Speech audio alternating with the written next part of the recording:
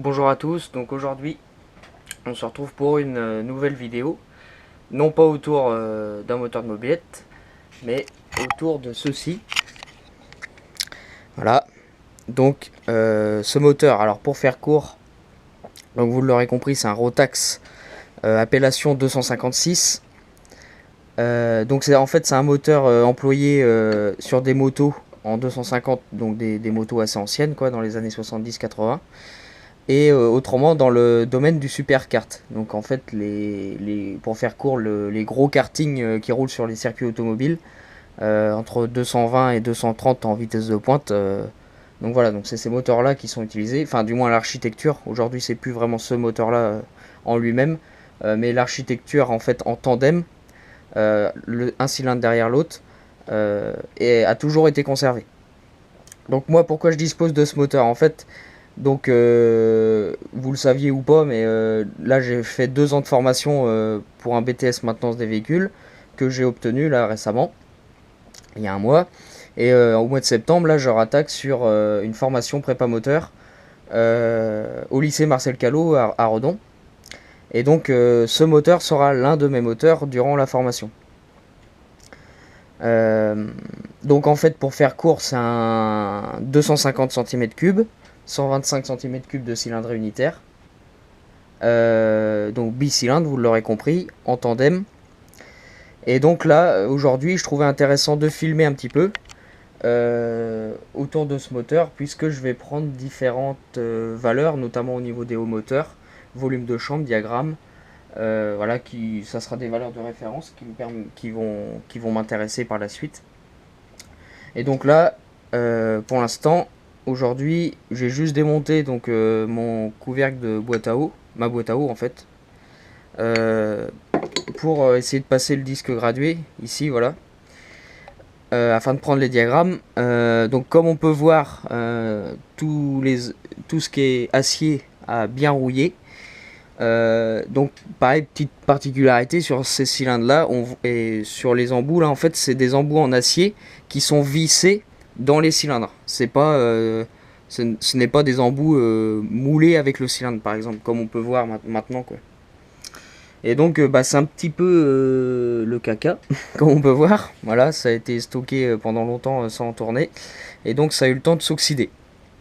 Pas mal. Et donc autrement, certains vont peut-être se demander pourquoi je filme. Alors en fait, plusieurs raisons. Parce que bon, ok, c'est pas de la mob, mais ça reste de la mécanique et puis un beau moteur de temps quand même, donc je pense que ça va en intéresser plus d'un. De un, de deux, donc c'est un moteur assez ancien sur lequel on trouve pas vraiment beaucoup d'informations sur internet, que ça soit en vidéo ou sur les forums. Et donc je trouve intéressant de filmer et surtout des informations en français. Des fois on trouve des infos en anglais ou en allemand, mais en français on n'en trouve pas forcément beaucoup. Donc je trouve ça intéressant de filmer, voilà, ce moteur un peu et puis bah les étapes un peu de démontage quoi. Puisque les seules infos que j'ai pu obtenir autour de cet engin, ça m'a été donné par une société française qui se prénomme FPE, qui produit des pièces en fait dans le monde du superkart. Euh, donc autrement, bah, pour plus d'infos, allez voir sur internet, hein, FPE, voilà, en lettres. Et, euh, et donc en fait, les seules infos qu'ils m'ont gentiment donné, c'est une sorte de documentation d'atelier autour de ce moteur, quoi. Voilà, qui fait 250 pages. Mais il n'y a aucun mot rédigé en français, elle est anglaise, la langue c'est anglais, allemand et italien, un peu d'italien. Donc en fait c'est un peu galère quoi. Donc en même temps, l'autre raison aussi pourquoi je filme, c'est que si quelqu'un par hasard tombe sur ma vidéo autour de ce moteur et qui connaît bien ces moteurs, ben je l'invite à laisser un commentaire et puis pourquoi pas discuter un petit peu avec lui pour en apprendre un petit peu plus sur l'histoire de ces moteurs là. Et puis voilà, parce qu'autrement au niveau année, alors je pense que c'est un moteur qui a été produit entre fin 70 et début 90. Et celui-ci, je pense que c'est dans les dernières productions, donc ça a été un moteur pour le superkart. et non pas pour une moto, et je pense que celui-ci il est aux alentours des années 90-91 en production, entre 89 et 91 je pense, puisqu'il a les cylindres en fait avec les guillotines à l'échappement, chose que les premiers Rotax 256 n'avaient pas. Voilà, donc c'est tout ce que je peux en déduire en fait. Après, est-ce que c'est les cylindres qui correspondent avec l'année du bas moteur, etc. ou est-ce que ça a été interverti? Ça, je ne connais pas assez le moteur en détail. Donc là, à l'aide du comparateur, je trouve mon point maro de manière assez précise afin de prendre le volume de chambre juste après. Voilà.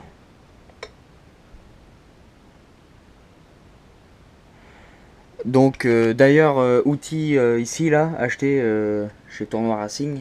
Donc bien pratique en fin de compte, hein. L'équivalent d'une bougie percée, voilà. Donc ça c'est bien. Donc là, bon, j'ai trouvé mon PMH de manière assez précise quand même au comparateur. Donc maintenant, je vais préparer ma seringue et essayer de prendre le volume de chambre. Alors, est-ce que ça va tenir? Oui. Bon, c'est bon, ma seringue est prête. Mon moteur, enfin, est au PMH. Donc c'est parti.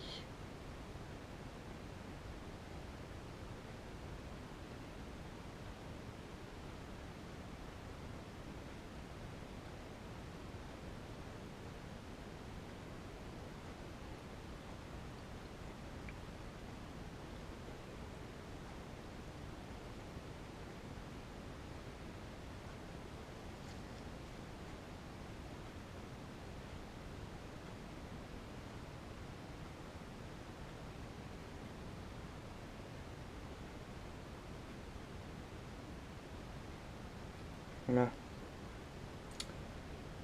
Donc on était à 20 millilitres. Et là on se retrouve à 13,25 on va dire, allez. Donc on a introduit 13,25 13,25 millilitres. Alors, attendez, je vais noter ça tout de suite. Hop.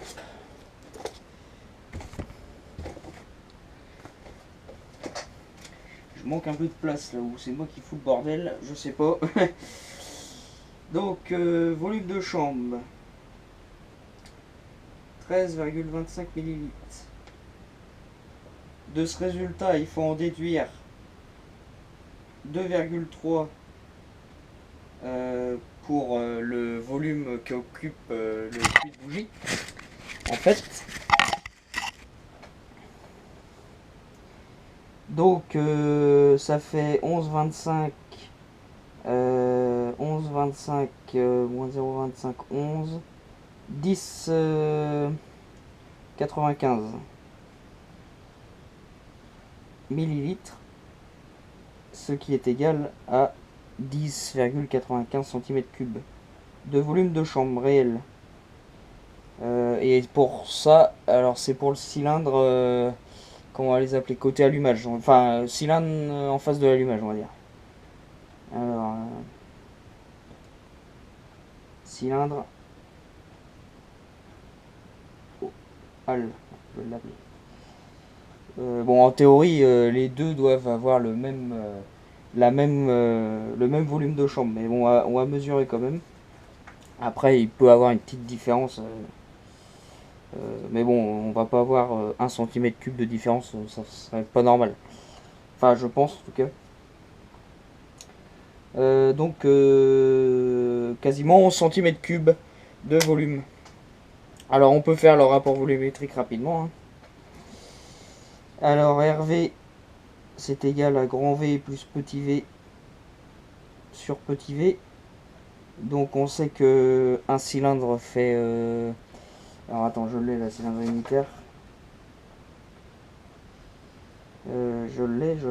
Normalement je l'ai. J'ai même fait. C'est 124, quelque chose. 124,8. Plus 10,95 divisé par 10,95. Allez, lancez les paris. Ça va faire 12 à peu près par là.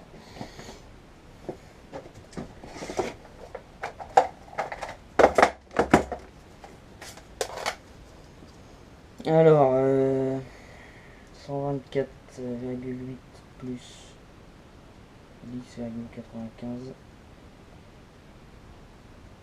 135,75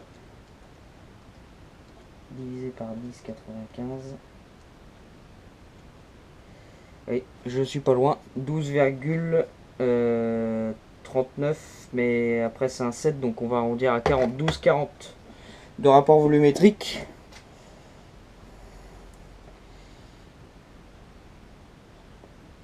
« 12,4 pour 1.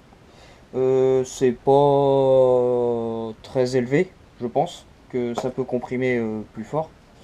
Après, je sais pas si ça compare par exemple à un 50 cm3. Je pense que non. Certains vont peut-être me confirmer. Euh, Par exemple, nous, là sur le moteur promo, je vois je comprime quasiment à 16 en fait. Je suis à 15,7 de rapport volumétrique. Mais après, c'est un 50, donc c'est différent. Parce que là, on a un 125 en fait. Et en plus, bah, après, c'est un moteur à air. Là, c'est un moteur liquide. Bon, je pense que ça peut quand même comprimer plus que 12. Après, dites-moi les valeurs à peu près, s'il y en a qui savent, mais je pense qu'un truc comme ça, si on comprime à 14 ou 15, ça doit pas trop déranger. Enfin, je sais pas. Honnêtement, je sais pas. De trop. Donc, ça sera à moi de me renseigner un petit peu, quoi. Ou même d'essayer, hein. Mais bon, 12, je pense que ça peut comprimer plus quand même. Ouais, donc j'ai bien fait de reprendre une deuxième fois la mesure. Ça, je l'avais anticipé. Là, je viens juste de mettre 13 millilitres au lieu de 13,25 tout à l'heure. En fait, ça s'explique de la manière suivante. Là, mon cylindre était sûrement bien sec. Et donc, en fait, le segment pas du tout étanche. Donc, étant donné que là, j'ai fait une première fois la mesure, ça a un peu lubrifié mon haut moteur, si vous voulez. Et ça l'a rendu plus étanche au niveau de ses parois. Donc, ce qui explique les 0,25 millilitres d'écart entre les deux mesures. Donc là, c'est celle-ci qu'il faut plus prendre en compte, c'est les 13 millilitres que je viens de mettre. Donc du coup, ça va sensiblement changer un petit peu tous les calculs. Mais bon, ça, c'est pas gênant. Je vais le refaire. Donc je viens de prendre mon deuxième volume de chambre. Et il est de 12,7 cm3, oui. Moins les 2-3 de la bougie, donc 10,4. Et donc l'autre 10,7. Donc ça nous fait une différence de 0,3 cm3 entre les deux cylindres, plus ou moins 0,1, parce que ça c'est pour l'opérateur, voilà, qui n'est pas précis, on va dire. Sachant que j'utilise une seringue, faut toujours se mettre une petite marge, donc bon, 0,3 cm3, ça nous fait un rapport de 13 pour 1 pour le deuxième cylindre, et l'autre 12,66 pour 1. Ça fait une petite différence, bon après, c'est sûr que le mieux c'est d'être le plus précis possible, c'est-à-dire d'avoir les deux mêmes volumes de chambre. Après, bon, est-ce que cette différence est sensible et perturbe le moteur? J'en doute, hein. C'est imperceptible. Donc bref. Mais bon, ça c'est pour les chiffres, voilà.